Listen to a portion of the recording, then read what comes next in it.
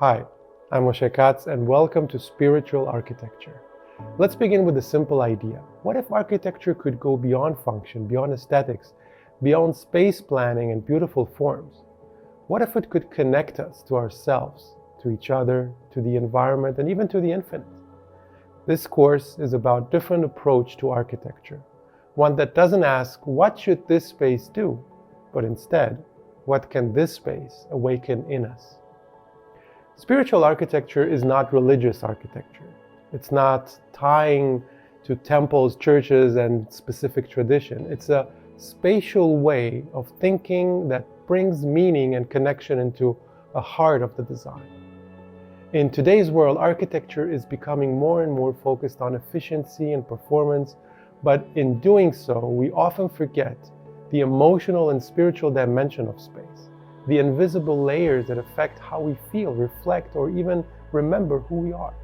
This course invites you to return to that layer, to explore the architecture of presence, of silence, of light, of unity, the kind that doesn't impress through scale, but humbles you through intention. Together, we'll explore how architecture can become a source for connection, not just to people, but with nature, with the place, with something larger than ourselves, something infinite. We'll walk through key concepts like synchronicity, harmony, and unity, not just as theories, but spatial principles. You'll discover how different structures and materials can be used to awaken the sacred and the everyday. Each lesson is both philosophical and practical. You'll sketch, reflect, design. You'll be challenged to go beyond function and ask, what is this space trying to say? What is it trying to become? We'll study how spaces like homes, shrines, and tents carry meaning and how to build projects that feel deeply personal, emotional, and connected to something larger. And finally, we'll talk about what it means to be spiritual architect, someone who sees space not as a finished product, but as a journey. This course is for architects, students, designers, and creatives of all kinds who are searching for more meaning in their work. You don't need to believe in anything except the power of space to move people. If you've ever felt that architecture could be more than what it's become, if you've sensed that what's missing is not a new technique but a deeper connection, then this course is for you. So open up your mind and sketchbooks, and let's begin. Hi, and welcome to this new course, Spiritual Architecture. I'm Moshe Katz, an architect and interdisciplinary artist, and I'm happy and honored to approach this incredible and innovative subject that's called spirituality in architecture, and how to develop that approach, that concept in future architectural design. It's something that hasn't been approached so far in this extensive and almost architectural theory kind of way. And I am very excited to bring this subject to you, especially in our times where spirituality becomes more and more important and influential in our everyday experience, and especially the understanding that the spiritual dimension is something that we need to address and give some answers to also in architecture.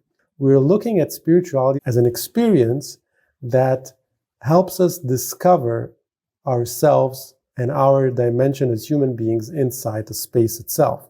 So the architectural space becomes a place of discovery. Spiritualism as an architectural approach is not just a religious way of looking at things. It can be, if we wish to bring it in, but we are considering spiritual architecture as something that can be integrated into any function or any typology. So we're not designing churches or mosques or synagogues. We are designing spaces that offer an experience of discovery where the human dimension seeks an expression, and it creates a meaningful relation with the surrounding, with ourselves, and with each other. Spirituality in architecture creates the following relations. And when we focus on that in our mind, when we design our spaces, this is how we can create a space, and no matter what it is, a space that allows us to discover the spiritual dimension within us. So it's a space that creates a connection with the person, with themselves, place of gathering inside and understanding something much deeper and higher about ourselves. It's also the connection between the person and other people. It's the connection between the person and the environment, and the connection between the person and the universe and the creation and infinity. So whenever we have a space that gives an answer to those four elements, to those four connections, we know that this is a space that uses spirituality as an approach. So what is the spiritual space actually? The spiritual space is the structure of our awareness, of the way that we perceive the world, the way that we are interacting with the world, that represents a space. The spiritual architecture is considered to be the space of discovery. It is where we discover the connection of ourselves to the rest of the surrounding, to the people, to our soul.